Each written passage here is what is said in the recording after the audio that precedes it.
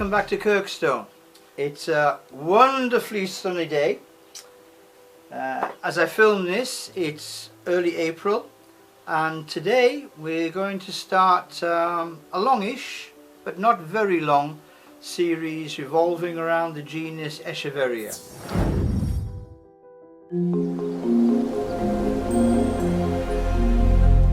Good morning and welcome back to Kirkstone. I don't know what time of year you're watching this video, but I'll be watching it now. It's early December, in fact it's the 4th of December, and it's exactly 0 degrees centigrade outside, and it's not much warmer in the greenhouse. So I shall not be tarrying. I shall be moving through this with a modicum of both efficiency and grace. I have no idea what it is because I've misplaced the label, so this will be as much of a surprise to me as it is to you. But let us see what we have in this box. Well, we have a number of packages in this box, which I shall now try and identify which are actual plants and which are merely bits of packing. And I think I may be able to do that relatively easily. So I think we have got 4 packages. 5 packages. That's definitely packing. That's definitely packing. And that's definitely packing. So 5 packages to examine. So let us do exactly that, and we'll do them in reverse order of size, I think, because there's got to be a system, and that's the best one I can think of right now. Okie dokie. So this first one is the 3rd of our little Forcaria. Okay, so we have 2 Forcaria in the collection, and this is the 3rd, and this one is just flowered, as you can see, and this lovely little plant is Forcaria Brittennii, and there's one more bud just about to open there. Forcaria Brittennii. So I shall put that there with its label. The next biggest is this one, and this one. Ooh, that's nice. That's very nice indeed. Okay, it's obviously been growing in quite a small pot, and the label has become detached, but this one doesn't have a label, so by process of elimination, the plant without a label and the label without a plant are likely to go together. And I don't know if you can read this, but this is the very first Echeveria in our collection. The first one we've bought as part of the overall deliberate Echeveria expansion program. And this gorgeous dark-skinned plant is Echeveria affinis. Affinis. And isn't that fabulous? Dark purple on the outside and super dark green on the inside. That is a great plant. Really, really like that. Okay, so put that with its label, Echeveria affinis. Okay, the next biggest package. There's a label falling on the floor. Is an Echeveria relative, which we're also pursuing. And this is a pachyphytum, okay, the so-called thick plant. Lovely name, isn't it? Well, this is Pachyphytum bracteosum. It's got the typical thick, fleshy Pachyphytum leaves, and you can see it's already branching from below. Pachyphytum bracteosum, and that is the 2nd Pachyphytum in the collection, but like the Echeveria, the first of our deliberate Pachyphytum collection that we're building up. So we're looking at Echeveria, we're looking at Pachyphytum, we're looking at Orostachys, we're looking at some of the hybrids like Pachyveria and Sediveria, the intergeneric hybrid group. And basically we're doing a very deliberate attempt to add a few members of the Crassulaceae which aren't represented. We've got a good collection of dwarf crassulas now, and we've got a good collection of Adromiscus from South Africa. Whoa, look at that! That's a doozy woozy. That's a really big and spectacular plant. That's almost aloe sized, isn't it? Yeah, probably, to the Echeveria specialists amongst you, I'm probably displaying my ignorance now, because I really don't know a massive amount about what sizes these plants get to. And this lovely plant, this very fresh green and fleshy leaf plant, is Echeveria mexicana, the Mexican Echeveria, which obviously most of them are. The other genus which I neglected to mention there in my flying introductory overview was Dudleya. And we don't have any Dudleyas now, but it is a plant that I'm actively looking for. And finally,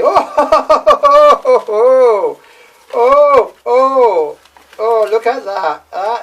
That is, well, a shock. That is a great plant. Let me just lift that up to show you what we have. Now that is a particular cultivar of Echeveria shaviana called Curly Pearl. Is it called Curly Pearl? Let me just check. It is called Curly Pearl. I remembered from the order. And that is absolutely superb. Look at that.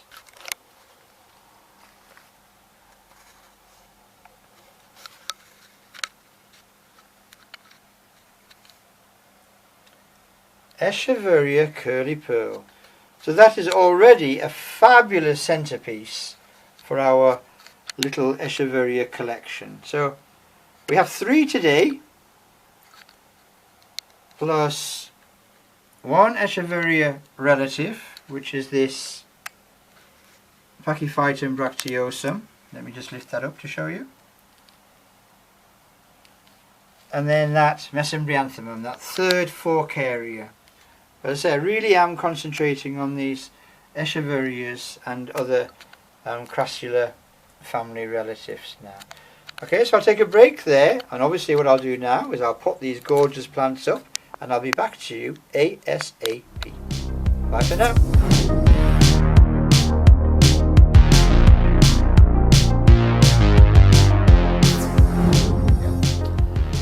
Now, Echeveria and I have had a checkered history. It was not a genus that I was particularly interested in. I've always been more interested in the Liliaceae, in aloes, haworthias, gasterias, and that kind of South African grouping. And I think my prejudice against Echeverias really came from the fact that I perceived them as being very common.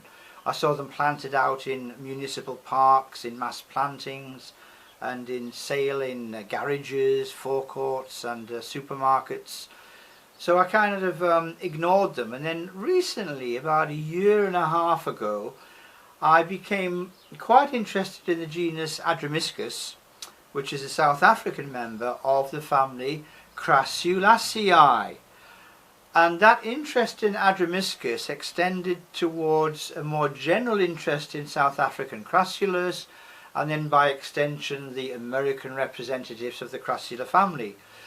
The large overarching grouping including Echeverias, Dudleyas, Graptopetalum, Tacitus also included in Graptopetalum, Sediveria, some smaller growing sedums, and that general rosettiform mix. So Echeverias are native to northern Central America, Mexico and the southwestern United States. So quite a broad geographical span, much wider than, for example, haworthias in South Africa. But with haworthias, Echeverias share a number of similarities, and in many ways there are convergent examples of individuals where the Echeverias in America or in the Americas have taken the ecological niches that members of the Liliaceae have taken in Africa. So for example, we have hairy Echeverias like this Echeveria bombycina, and then we have hairy Haworthias like this Haworthia venosta. They grow to about the same size, about 3.5 inches. They grow to about the same height above the ground, about 1 inch to 1.5 inches. They are, to all intents and purposes, playing the same role. Now, Echeverias form part of a much wider crassula group, including the close relatives that I've just mentioned, including Pachyphytum, Dudleya, and that ilk of similar Echeveria plants, and I'll come back to that point very, very soon.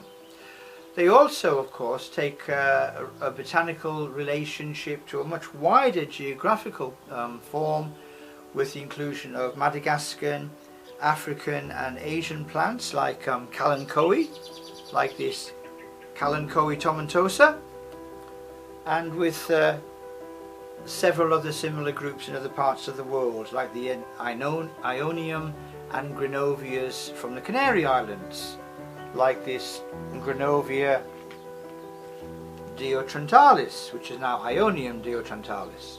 So there are many, many widespread representatives of the Crassula family, but for the purposes of this first series of videos, we will be looking at the Echeverias in the purest sense. But very briefly, because we will be coming back to these points later on, there is something problematical about the definition of the word Echeveria in terms of botany. Because with the advent of genetic research and scanning electron microscopes and men in white coats making decisions about the names of plants, Echeveria has been designated a polyphyletic group. What? The genus Echeveria has been designated a polyphyletic group, which means that there is no common ancestor to Echeveria. So what? So what, says you? Okay, let's wind back very, very quickly. My name is Arthur Dixon. Now just imagine my name was Dixon Arthur. Dixon would be the genus name, Arthur would be the species name. And theoretically, if you checked all the Dixon's ancestry back in time, there would be one person called Dixon, or one relationship called Dixon, from whom all the Dixons were descended. Yeah? Make sense? Ish, kind of? Right. In Echeveria, there is no common ancestor. There are probably about 4 or 5 different genetic strains within what we understand to be the overarching Echeveria grouping. And within that there is a group of Echeverias which are actually quite close to Pachyphytum. Well, for example, if we look at this lovely white thick-leaved Echeveria lowii, it looks quite similar to this lovely white thick-leaved Pachyphytum.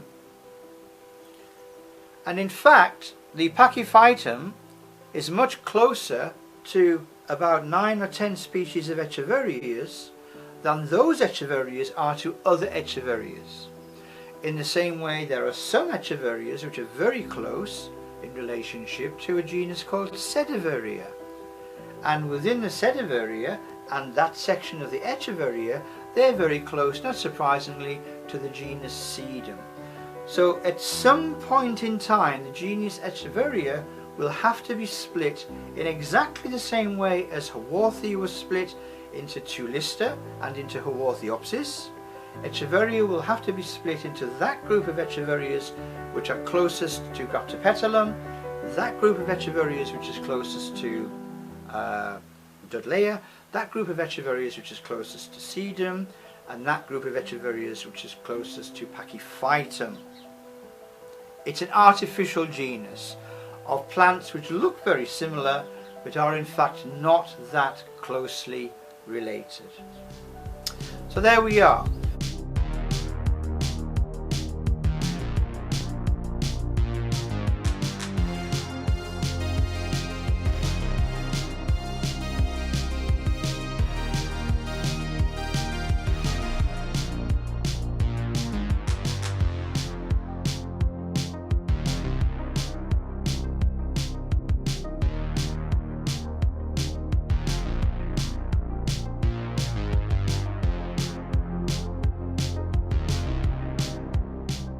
So in South Africa we have wonderful plants like Adromiscus, like this Adromiscus trigynus, and in other parts of the world we have other members of the Crassula family, but the dominant representative of the Crassulaceae in Central America, in Mexico and in the southwest of the United States is the genus Echeveria. Widespread, many species, but to rehash, that group will have to be subdivided.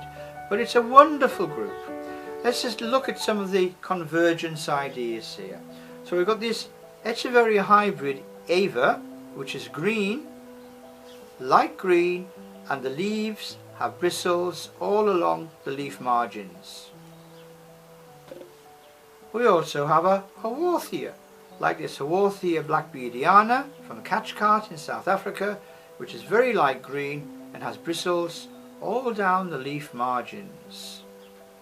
You get my point?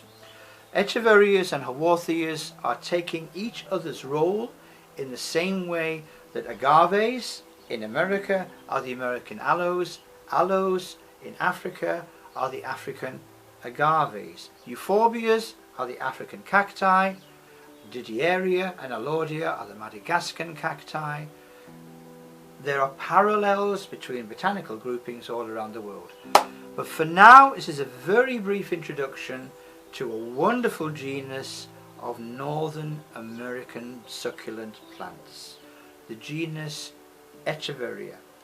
Now in each of the videos I'll be coming back to do further expansion of this, but that's a very quick, very broad introduction to the Echeveria plant habit. Low growing, succulent, small, offsetting, very attractive flowers. Native to, last time, Northern Central America, throughout Mexico and the southwestern United States. Great group, great plants. I hope you enjoy the series. Bye for now. Bye bye.